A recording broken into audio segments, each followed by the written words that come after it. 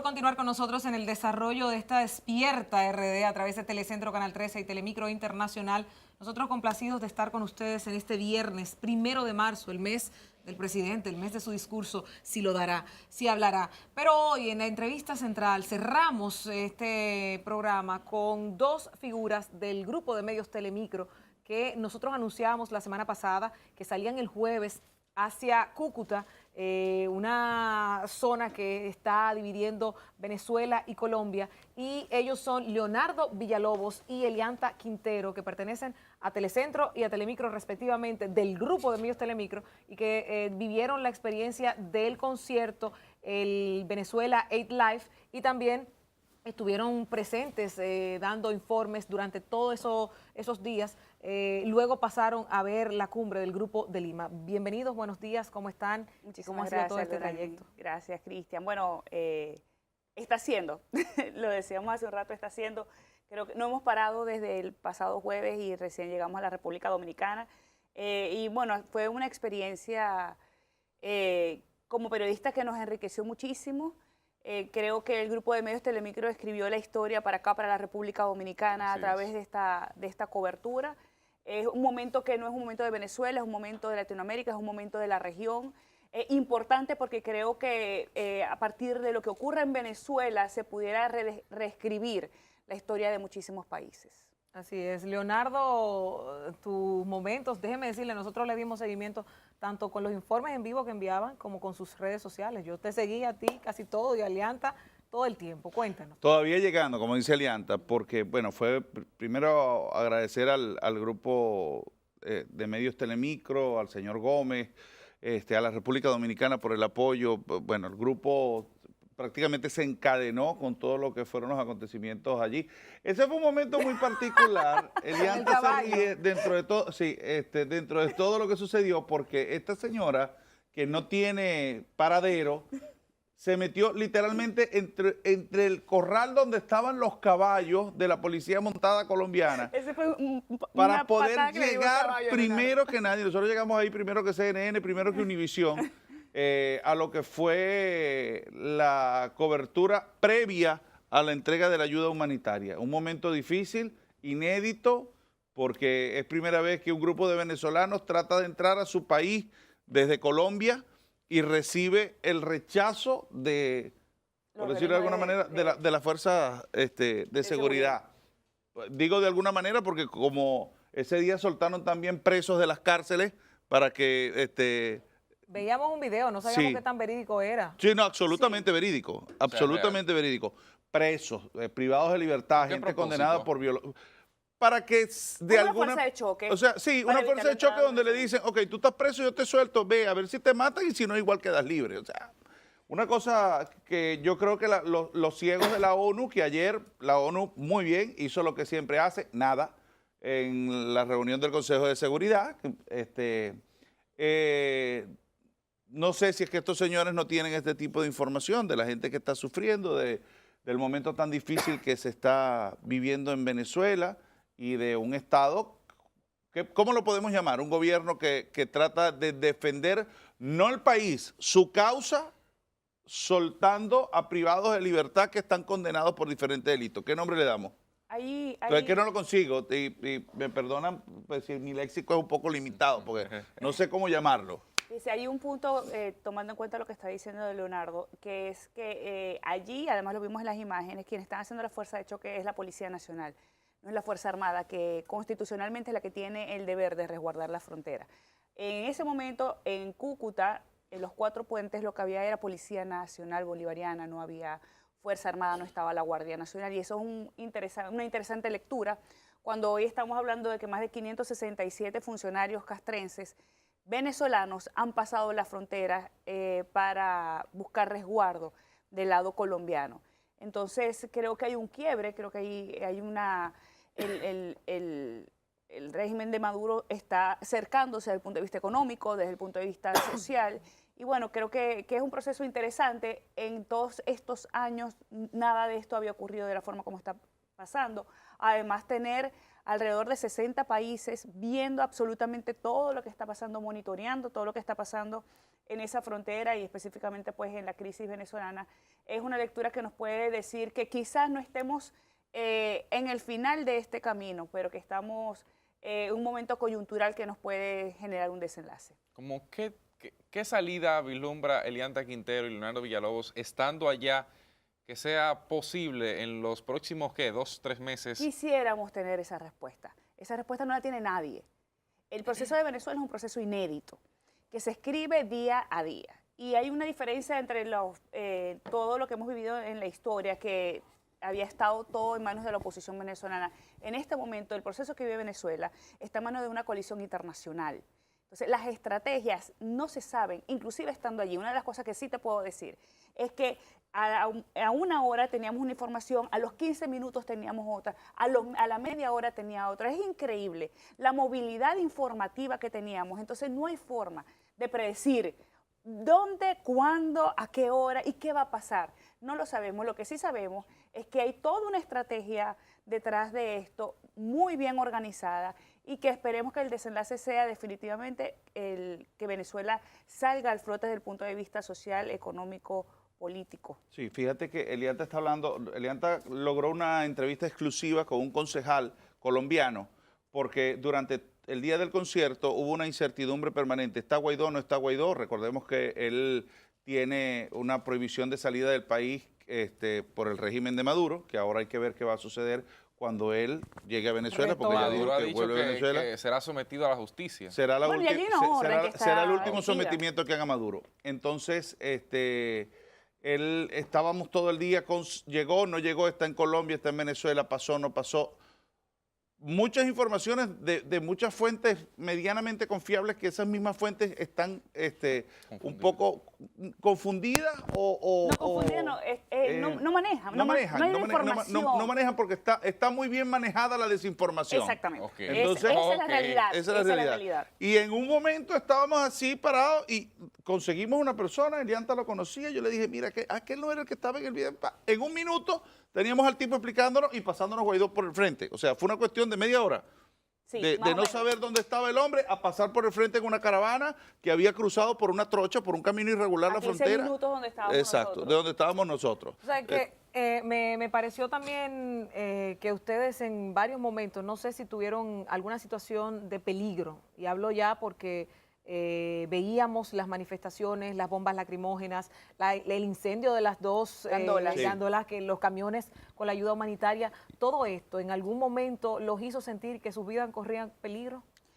Yo creo que todo el sábado. Sí, todo el sábado. Bueno, de hecho. El momento de estar en los puentes, ese momento que se vivió justamente, como tú decías, el momento que hubo la quema de la Candora cuando estuvimos en el puente de Ureña, en el puente Simón Bolívar, hubo más de 6 horas de enfrentamiento del lado de Venezuela y Colombia, y nosotros estábamos allí reportando. Bueno, fíjate, ya el irlo a cubrir ya representa un riesgo, porque yo creo que cuando se nos acabe el pasaporte, se nos vence el pasaporte, vayan pensando en darnos la nacionalidad, porque nosotros no vamos a poder salir de aquí. No te preocupes, eso no es problema. Pero se lo digo porque vieron lo que pasó con Jorge Ramos, por ejemplo, que hubo un momento de incertidumbre donde decíamos, si están detenidos y les confiscan los equipos, ¿qué pasará ahí? Hay otro periodista que también está... Fíjate tú, quiero aprovechar este momento para decirte que esto tiene muchos años pasando en Venezuela, solamente que en esta oportunidad le ocurrió a Jorge Ramos. Y es público. Sí. Pero le ha pasado a periodistas chilenos, portugueses, le ha pasado a periodistas estadounidenses. Ha habido un periodista estadounidense que estuvo preso por mucho más tiempo. Es decir, esto en Venezuela no es nuevo, solamente que en esta oportunidad Jorge Ramos y su equipo fue el blanco, y bueno, Jorge Ramos es una figura... Tiene un impacto mayor. Un impacto, sí, mediático grande, pero esto no es nuevo que pase en Venezuela. Esto simplemente evidencia, y una vez más, ante los ojos internacionales, la realidad que está pasando en el país. Entonces, como te digo, creo que todo lo que está ocurriendo en Venezuela se está viendo con tanto monitoreo mucho más acucioso, porque nosotros teníamos mucho tiempo diciéndole a la comunidad internacional, miren, aquí tenemos problemas, y bueno, había mucha gente que estaba a espaldas. Hoy en día... Todavía hay gente a espaldas. Todavía hay gente que está a espaldas, pero todavía hay muchísima gente que además, conforme pasan los días, se está sumando, y eso es lo que tenemos que ver, que se están abriendo los ojos del mundo para entender que lo que está pasando en Venezuela es una crisis de la que hay que salir para poder reflotar al país. Nosotros tenemos ahí algo importante que destacar, y es que logramos traer para República Dominicana en exclusiva, y nuevamente el agradecimiento al grupo y al señor Gómez que ha estado tan pendiente de este tema. Hay imágenes que no tiene ni Univisión, ni CNN, ni Telemundo, de los 800 medios que habían allí cubriendo. Nosotros logramos llegar a sitios de primero porque, bueno, Elianta, sobre todo en el desarrollo periodístico que ha tenido, tiene ese olfato de dónde puede ir ocurriendo cada cosa. Y afortunadamente nos tocó estar en el sitio más álgido, donde sucedió todo, que fue donde se quemaron los camiones con la ayuda humanitaria, y llegar justo en el momento. Y estar acorralado, ese es un momento muy interesante. Es un momento muy conmovedor que quiero compartir con ustedes. Ese es el anillo de seguridad de las mujeres que pusieron. Allí todavía estábamos del lado colombiano. Vamos a escuchar a ver si tenemos audio. ¿Tenemos audio? Queremos la libertad, muchachos. Piensen en su familia. En su familia. No tenemos alma, no tenemos nada. Queremos una libertad libre. Muchachos, únanse. Lo único que le decía es, miren, pásense, esta lucha no es en contra de ustedes, esta lucha es por ustedes, por su familia y por sus hijos. En ese momento, en ese cordón de seguridad que estaban las mujeres adelante, 2 de ellas desertaron. El cordón se abrió y los voluntarios que estaban al frente y la comunidad que se quedó desde el concierto para acompañar el ingreso de la ayuda humanitaria, empezó a avanzar hasta un cordón de seguridad donde se encontraban los hombres, que fue donde se dio el forcejeo para que ingresara ya cuando los camiones estaban en territorio venezolano. ¿Ustedes estarían de acuerdo con una invasión norteamericana en Venezuela, siendo ustedes venezolanos? Nadie desea eso. El problema está en, y vuelvo, cuando tú hablas de un Estado que suelta presos para combatir a su propia gente, ¿cómo puedes tú lograr una igualdad en esa lucha? Porque si la hacemos con votos, vamos en desventaja, porque tienen una junta central que afecta a ellos y manejada por ellos. Si la hacemos ya en el plano de la confrontación, son piedras contra armas de fuego. Entonces la pelea es un poco dispareja.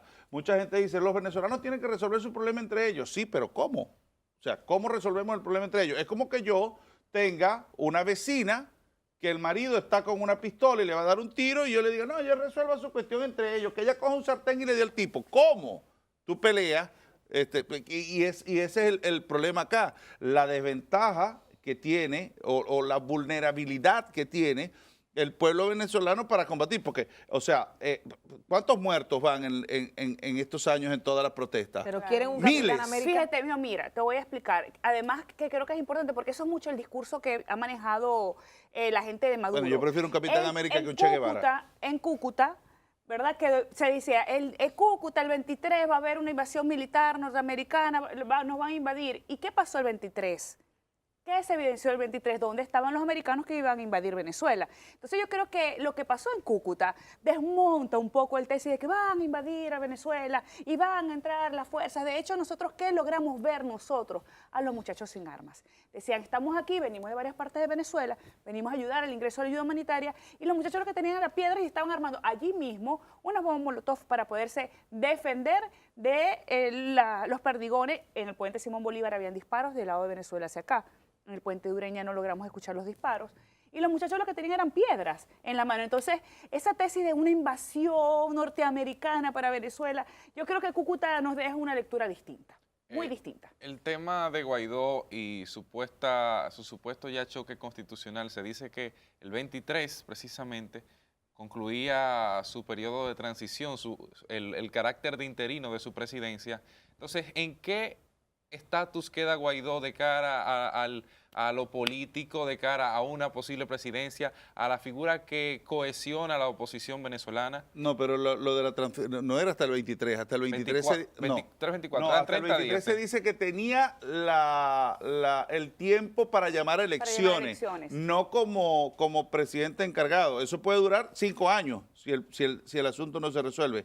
Lo que pasa es que él no llama a elecciones porque la ruta es primero el cese de la usurpación para llamar a elecciones. El problema, lo que él plantea, lo que voy a decir es lo que él plantea. Él plantea es, yo no puedo llamar a elecciones con el Consejo Nacional Electoral que tenemos actualmente. Hay que hacer lo que él llama un cese de la usurpación, que es que salgan los que están en este momento, que pues habla de que está secuestrado todos los poderes en manos del régimen de Maduro, y en el momento que se puede hacer esa limpieza, se puede llamar a elecciones, pero mal podría llamar a elecciones cuando los que están y son miembros del Consejo Nacional Electoral pertenecen a Maduro. De hecho, esa Junta Central Electoral fue la que auditó estas elecciones, claro, que la mitad del planeta no reconocen, y es lo que ha generado todo esto, que fueron las elecciones del 20 de mayo. Por eso le hablé de 3 pasos. Cese de usurpación, llamar a un gobierno de transición, que sería el encargado de colocar las autoridades imparciales para que se puedan dar las elecciones libres, que es el tercer paso del que él habla.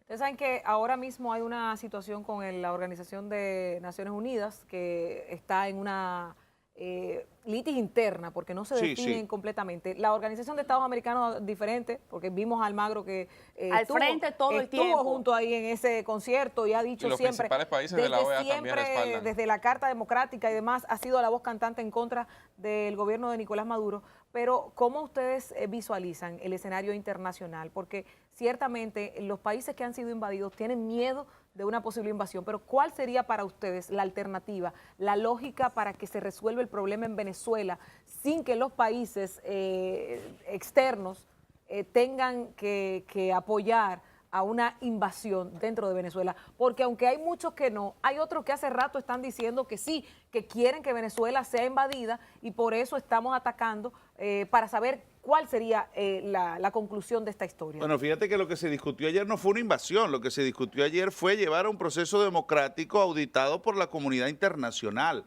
Ayer no se estaba solicitando una invasión, y creo que una invasión no la quiere nadie, porque además cuesta vidas, cuesta dinero, cuesta muchísimas cosas, el costo es muy alto. Pero lo que se está solicitando es unas elecciones que realmente sean unas elecciones transparentes, confiables, creíbles, con la participación de organismos internacionales, y fue lo que negaron ayer los sin oficio de la ONU, no le quería decir inútiles, no lo iba a decir, fue lo que negaron ayer.